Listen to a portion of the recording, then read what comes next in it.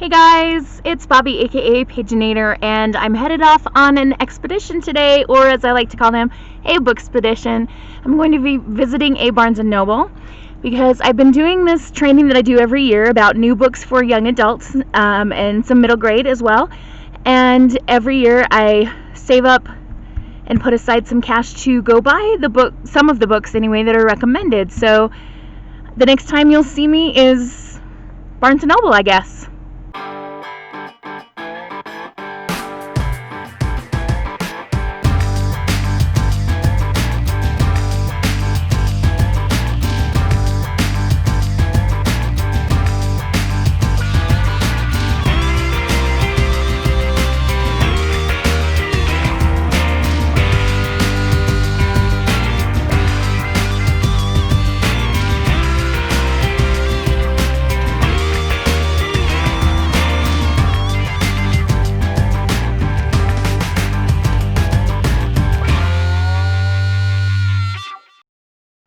Hey guys, I guess I should take this off.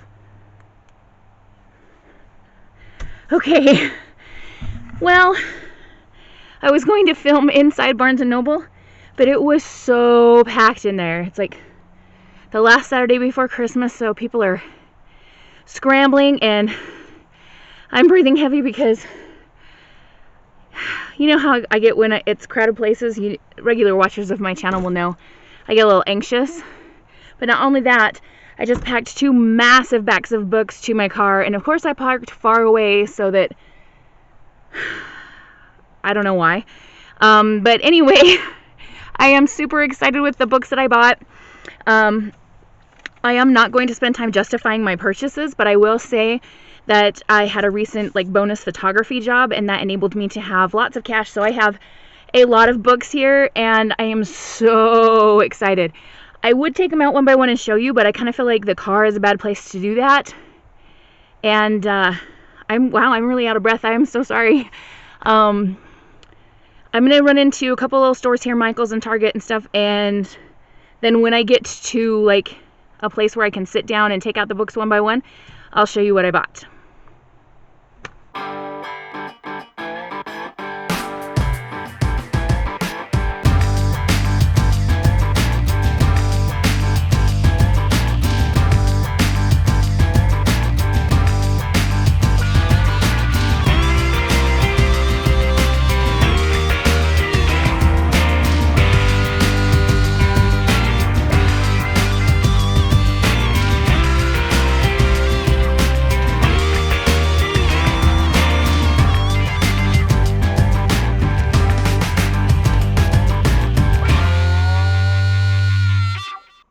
Hey there, BookTube! I am back. This is the second time I'm going to film the run-through of books, because the first time I did it, I left the sound off on the camera the entire time. Yay. So it's been a couple of days since I actually went to the store, and in the meantime I've gotten a haircut, and it did look good when I walked out of the salon, but the wind where I am is insane today, so it's kind of blowing all over the place. But I went back to my mohawk because I just feel like the most like myself when I have this haircut. So there we go. Like it or not, this is me. Okay, so I told you when I left Barnes & Noble that I had 2 massive bags of books, and then I was going to run a couple of errands and head home.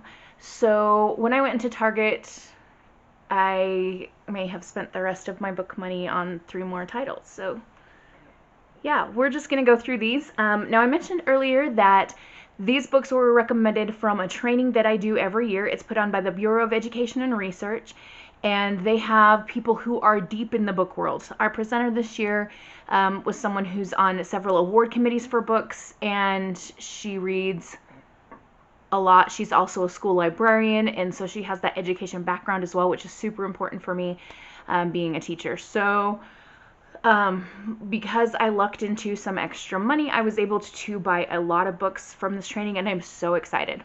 Our presenter this year, now I'm going to blank on her name. I am so sorry. She did a really good job of presenting lots of different multicultural points of view, as well as some LGBTQ points of view, and there's she had a lot of diverse titles, which is very appreciated. We're going to start with kind of the middle grade stuff and then go to young adult and take it from there. I did pick up a couple of titles that weren't from the training, so I'll save those for later. But we'll go through all of this very large amount of books. I think I have 23 total.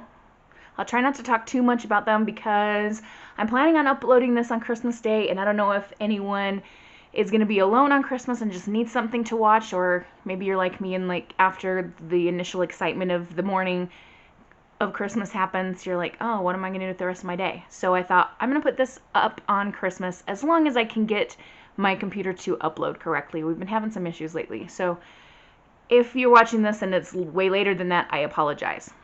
Okay, but anyway, we are starting with Premeditated, Myrtle, and the sequel, How to Get Away with Myrtle. These are the first two books in a series about a character named Myrtle Hardcastle.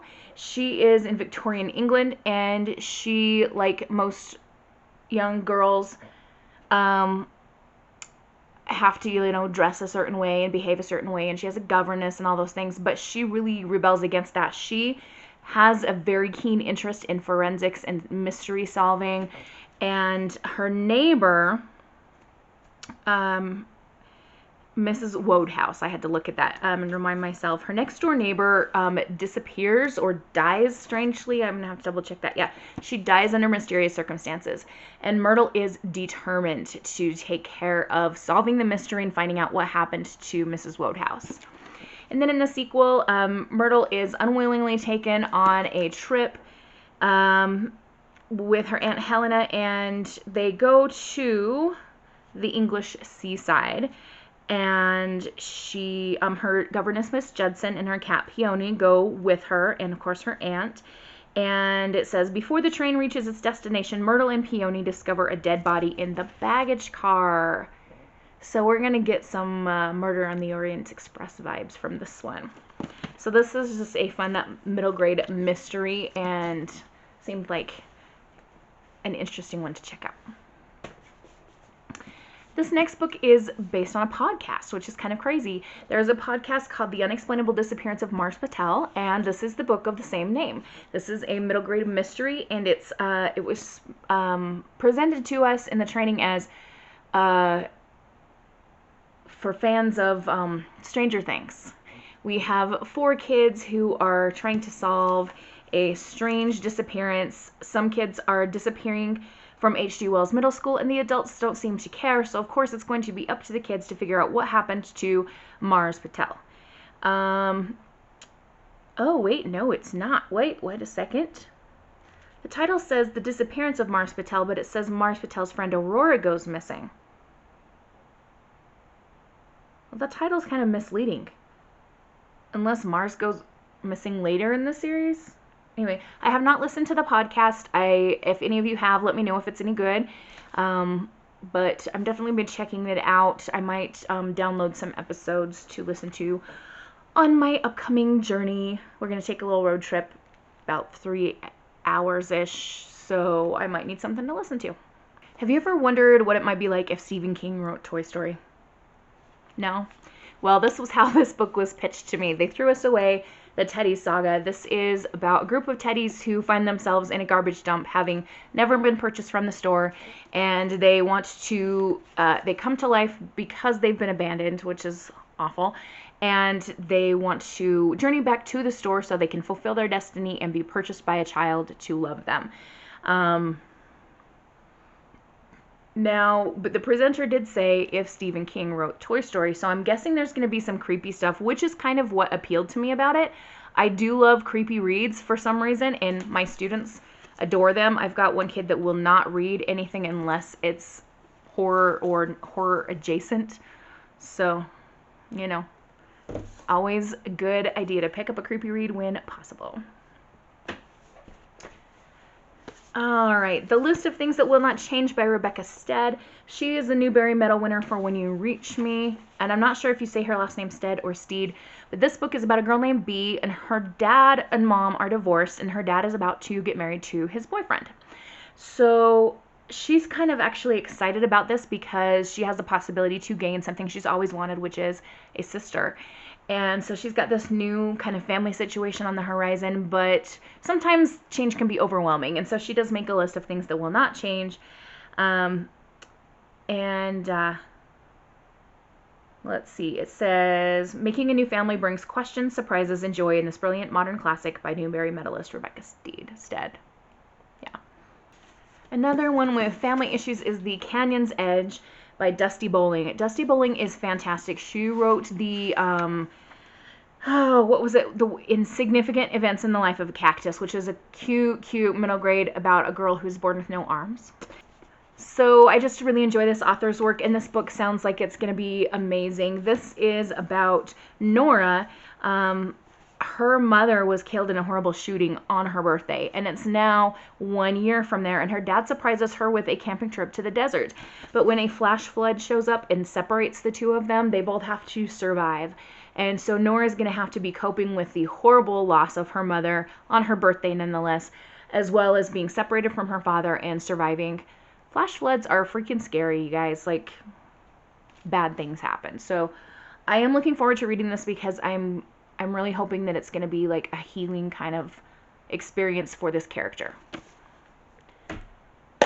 However, if the character dies in the canyon while camping, and I'm never going to read a Dusty Bowling book again. That's highly unlikely. Alright, the next one is The Barren Grounds, and this is an Own Voices novel by David A. Robertson. And he is a First Nations member of the Norway House Cree Nation, and he currently lives in Winnipeg. So First Nations are Indigenous people in Canada, and this is The Barren Grounds, which is book 1 of the Teddy Saga. And I don't know if you can tell, but this is a bear in clothing. And we also have a little squirrel or chipmunk person and 2 kids. So this is about Morgan and Eli. They're 2 Indigenous children, and they're forced away from their families and communities and brought to a foster home in Winnipeg. It says they each feel disconnected from their culture and from each other as they struggle to fit in at school and at their new home until they find a secret place walled off in an unfinished attic bedroom. I'm feeling like Lion the Witch in the Wardrobe vibes so hard. A portal opens to another reality, Aski, bringing them onto frozen barren grounds where they meet Ochek, or Fisher. The only hunter supporting his starving community, Misewa, Ochek welcomes the human children, teaching them traditional ways to survive. So is this going to be Ochek, do you think? The bear? I am so intrigued by this. Like, I've really been wanting to step up my game as far as, like, in books by Indigenous authors, because I live in Wyoming. We have the reservation in our state. A lot of states do have them, and so once in a while we'll get Native kids coming into our school, and we should just do better at knowing more about their culture, I feel like. Whether they're from Canada, United States, South America, whatever. Like, we need to do better. Alright, and that brings me to another middle grade. This is a graphic novel called Snapdragon. I was told it has some kind of LGBT element. I'm not sure what that is. I don't know if the main character is gay, or I guess we'll find out when I read it. Snapdragon is the main character, and she has this cute little pup. And there's this woman in town called Jax. She's kind of weird. She sells roadkill skeletons on eBay. And of course, you know, strange old lady in town, people think she's a witch. When Snap's dog gets hurt, she turns to Jax for help, and the two strike up an unlikely friendship. So I feel like this is going to be a really heartwarming, like, cute story. I hope so anyway. Wouldn't it be awful if it was, like, really bad? Alright. Ooh, I slapped that book really loudly. I apologize if you heard that. Okay. Up next we have Black Brother by Jewel Parker Rhodes. This is about 2 boys from the same family. One is very light-skinned and could pass as white.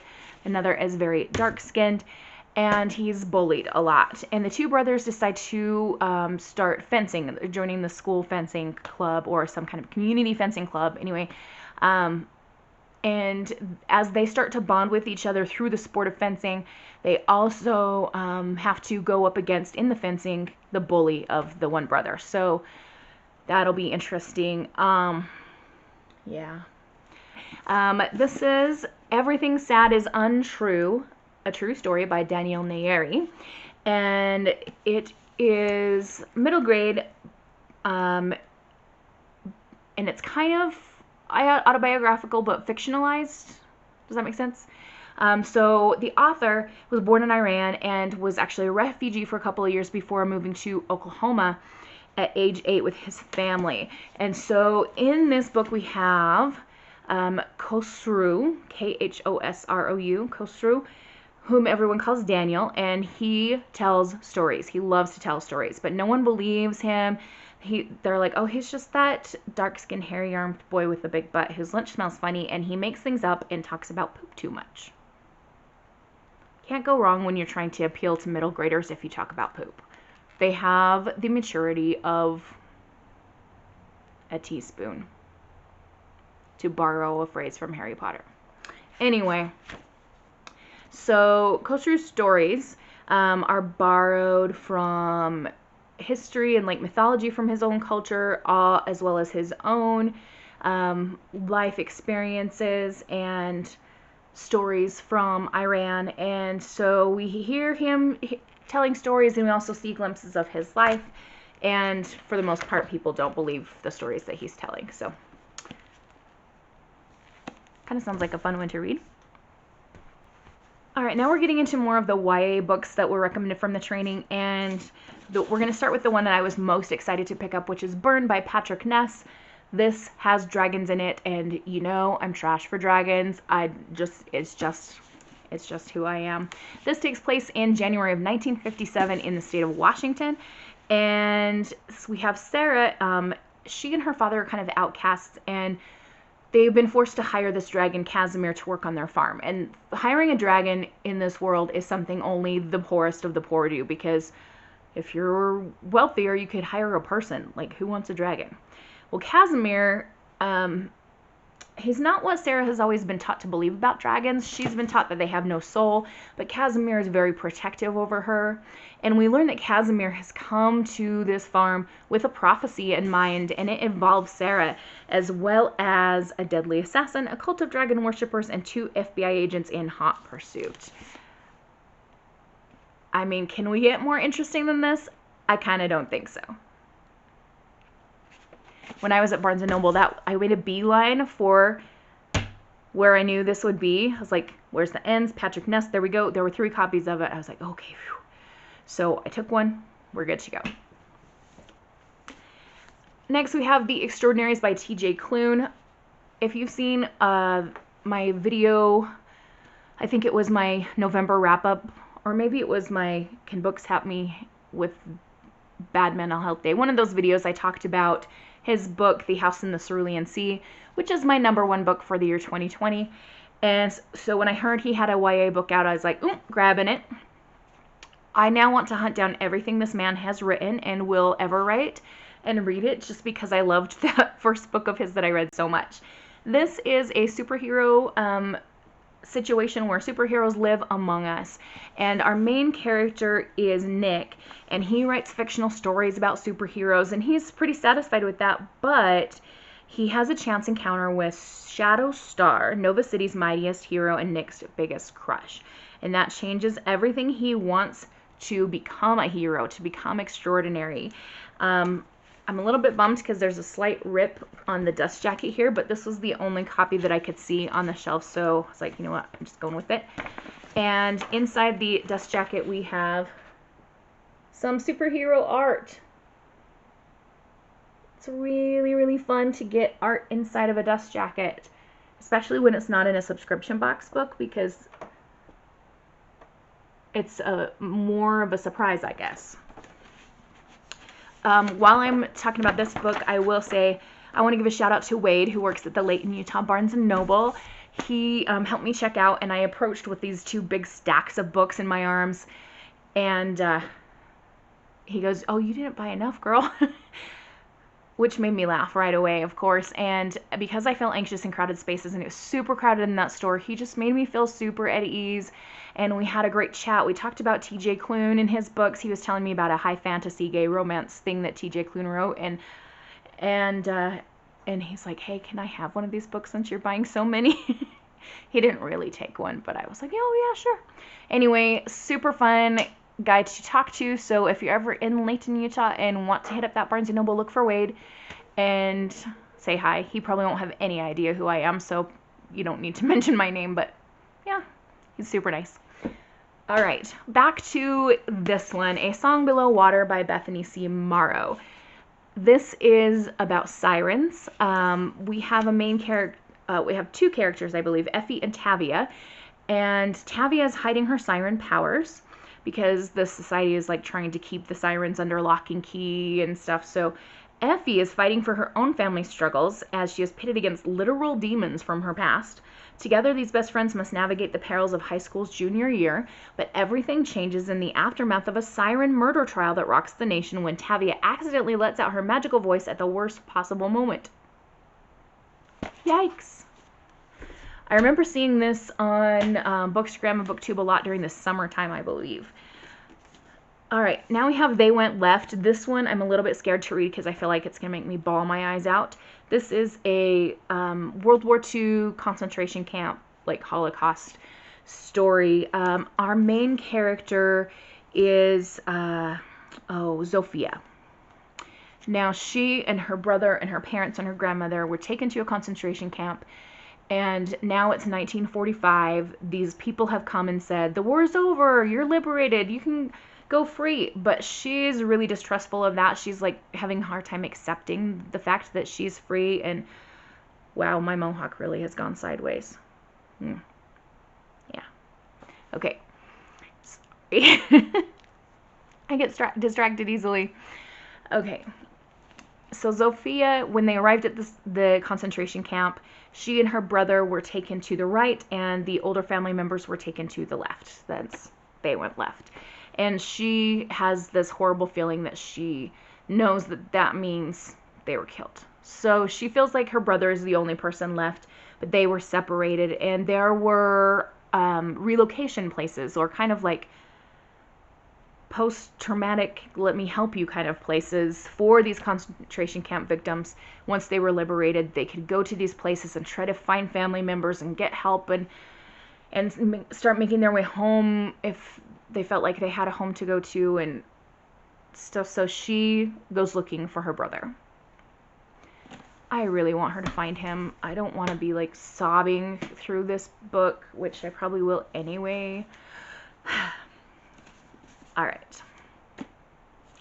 Up next, we have Elazo. This is a Native American owned voices book by Darcy Little Badger. She is a member of the Lipan Apache tribe, and so is our character Elazo. In this America, magical creatures, good ones and bad ones, from all different kinds of cultures, mythologies, etc., live among us. Some of them are kind of everyday, charming creatures, and some not so much.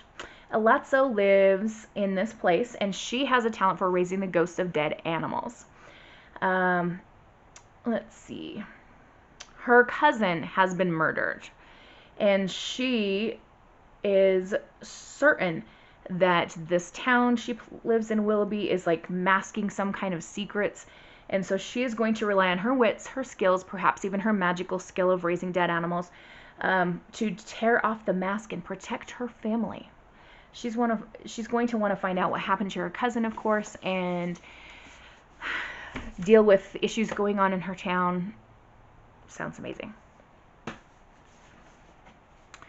Next, we have Deep Light by Frances Hardinge, and this one sounds kind of scary. It's a friendship story of two boys, and in the beginning, we are told the gods are dead. 50 years ago, they turned on one another and tore each other apart. Nobody knows why. Now, even coin-sized scraps of dead god are worth a fortune because of the strange powers they're said to possess, but few are brave enough to dive and search for them.